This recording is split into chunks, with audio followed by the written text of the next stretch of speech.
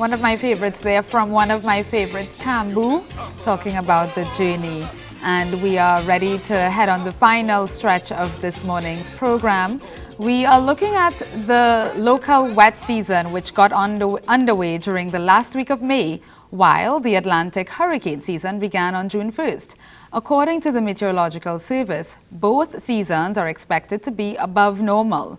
Over the weekend, we had a lot of rainfall activity and an adverse weather alert from Friday through Sunday. We're joined now by Acting Chief Climatologist Kenneth Kerr to tell us more about that. Good morning, Mr. Kerr, and welcome. Good morning, Mr. Joe. Thank you for having the Met Service on today. And yes. Good morning to your viewers. We're happy to have you on to tell us, first of all, about last weekend. Did it surpass your expectations in terms of the bad weather alert, what we were expecting, or was it perhaps milder than anticipated?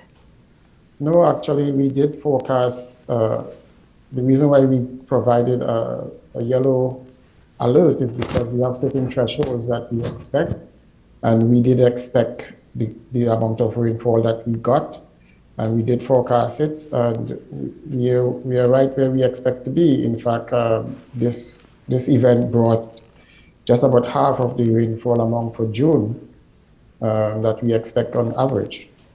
Ah, that's significant. And is that normal around this time of year? Yes, it's quite normal. We are into a period where we tend to see that it may not rain as often, but when it rains, then we tend to get a lot of rain coming out of those events. And did you find there was widespread flooding? I saw there were some reports, but it didn't seem as significant as we have known them to be in the past, especially earlier this year. Well, we are quite early in the season, and even though flood potential remains elevated given what has occurred previously in the month of May, we did see some flooding, and it may be because the way the rain fell, it was for extended periods, heavy but extended, but not as heavy as downpours tend to be in isolated events. This was more a prolonged period of rainfall, but we have to be careful because we don't want to trivialize anyone's flood impact. Yes, of course. There are those who would have been impacted, and it would have been significant for them. What we saw at the Met Office when we issued the yellow flood risk is that the river levels were quite elevated in some regions. We often hear about, expecting a more turbulent than normal season in terms of hurricanes. What would make one season more turbulent than another at its most basic level? Basically, it's a number of factors. And as it is, there are some factors or some influences that cause the season to be more active than others. One of the key factors is something called the El Nino Southern Oscillation, which is a fancy term for two contrasting peaks and a neutral peak, a neutral season. So we have one that produces very dry conditions in our region in Trinidad and Tobago, and one that produces very wet conditions and enhanced tropical cyclone activity. And with respect to El Nino, we tend to have drier than usual conditions, whereas with La Nina, we tend to have wetter than usual conditions with enhanced potential for hurricane activity. But besides that, there are other factors, because right now we don't have neither of these. But the sea surface temperatures to the east of Trinidad and Tobago, the waters stretching all the way to Africa, those sea surface temperatures are the drivers and the embryo for the above average hurricane season. But we need to place a plug here, because since 1995, we have been having high activity simply because there are other factors, long-term factors, multi-decadal factors, that have been causing these sea surface temperatures to be elevated at this time of the year. And therefore, these are some of the factors that could cause our season to be active. And I see that the Caribbean Disaster Emergency Management Agency, last week talked about the Climate Protection Center of the National Oceanic and Atmosphere Administration. They predicted 13 to 20 named storms, of which 6 to 10 could become hurricanes, including 3 to 5 major hurricanes. I imagine this lines up with what you all are seeing from where you sit? Yes, they would have predicted this for the whole of the North Atlantic hurricane basin, which includes the Gulf of Mexico and the Caribbean Sea to the west of Trinidad and Tobago and the Eastern Caribbean. We are more interested in the area to the east of us, from about Anguilla, coming south down to Guyana, spreading all the way out to Africa. That's our area of interest, because within that area, when we have tropical cyclones or storms or hurricanes forming in that area, then we are at risk of being impacted. In this area, we have forecast an above average season as well, where we have forecast 5 named storms are likely to form in that vast area going to the east all the way out to Africa, of which 1 is likely to become a hurricane in that area. But we don't want to pay too much attention to this forecast. What we want is that we want people to be prepared, because it only takes 1 out of those 5 storms to affect Trinidad for it to be Trinidad and Tobago, for it to be an active year for us. Will the Sahara dust play a role this year as it did last year? I remember there was talk of the dust itself preventing the formation or impact of the storms as we would normally experience them.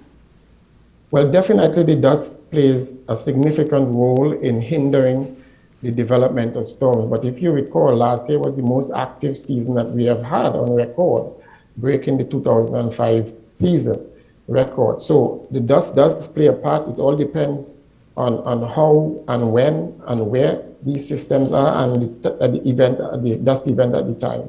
This year, we expect the dust to continue to play a part, especially in the early months, June and July, but that does not mean that we are not going to be affected. We cannot pay attention to the dust. What we have to do is pay attention to what is likely to happen in the area to the east of us, and therefore prepare accordingly.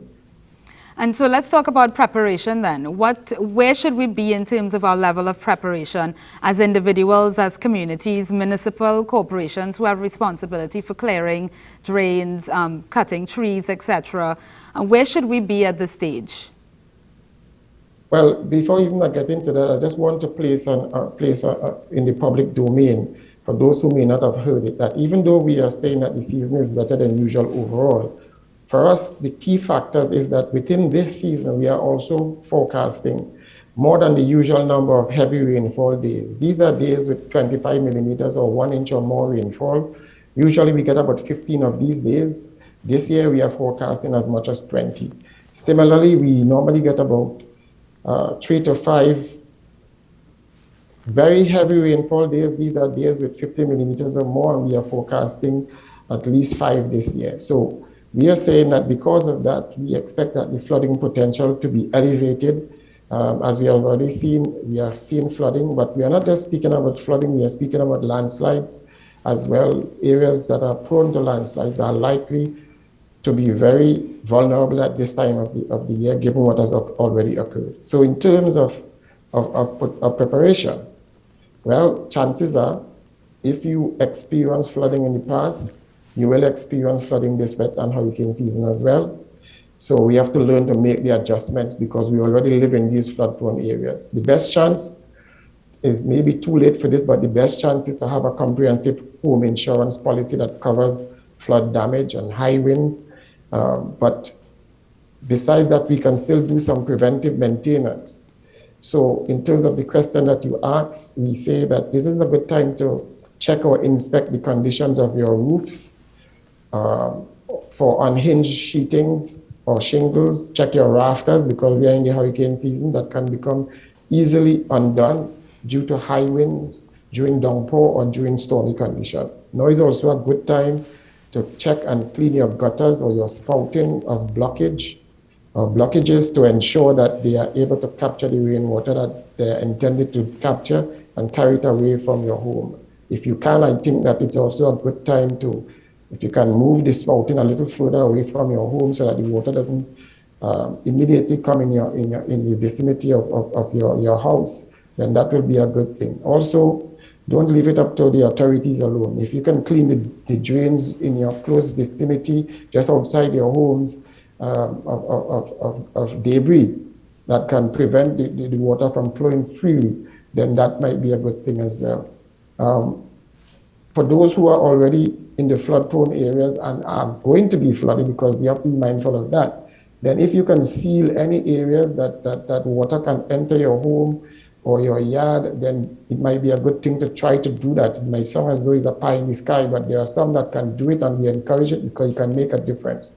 It is also not too late to raise things like your dryers and your washers and other appliances off the floor, because we know every year we hear the same complaint: it's going to flood in areas that are prone, and therefore we encourage preparation. Thank you very much for that. I think that's very, very helpful. I guess it's also a good time for rainwater harvesting for many. Definitely, definitely, because as you said that, I don't want us to forget that we also have a vulnerable population to heat, and we are forecast for the wet season, or there is a period in our wet season where we deem it our secondary peak of the heat season in Trinidad and Tobago. That period is from August to October, when we expect a number of hot spell events based on hot days where temperatures can go above 34 in Trinidad and above 33 in Tobago. And we are expecting a number of heat events or hot spell events during that period. And we ask people to start preparations now, and to be aware of what is likely to happen then. Would you describe this as extreme weather patterns, Mr. Kerr? We are having extreme weather patterns. We have had extreme weather patterns almost every wet season. What we are seeing is that some of them are becoming more intense. Some of them are becoming more frequent. We are seeing as well that areas that did not flood before, like Aruka last year, we are seeing these areas are flooding now. It may be because of the intense rainfall that we are seeing and extreme rainfall. It could be other reasons, human behavior factors. But definitely we know that climate change in the background is making or exacerbating conditions for the events that we have typically seen during the wet season. Let's not forget that we have always had flood events in Trinidad and Tobago. What is happening is that climate change at times are making these worse, but the impacts are still there, and we need to be mindful of that. And we want to thank you, Mr. Kerr, for joining us and for sharing all of that very valuable information with us. It is time to prepare. If nothing else, I hope you leave us with that this morning. As we head to the break, we're not quite ready to wrap up yet. We do a check on the traffic situation at Monroe Road, Chaguanas, and of course all of this comes to you via traffictt.com. There we see generally very clear roads, bright weather, I can't miss that. Seems to be quite breezy, not too many cars on the roads. Yeah, so folks still seem to be at home, maybe taking their times. We will be back. Stay with us.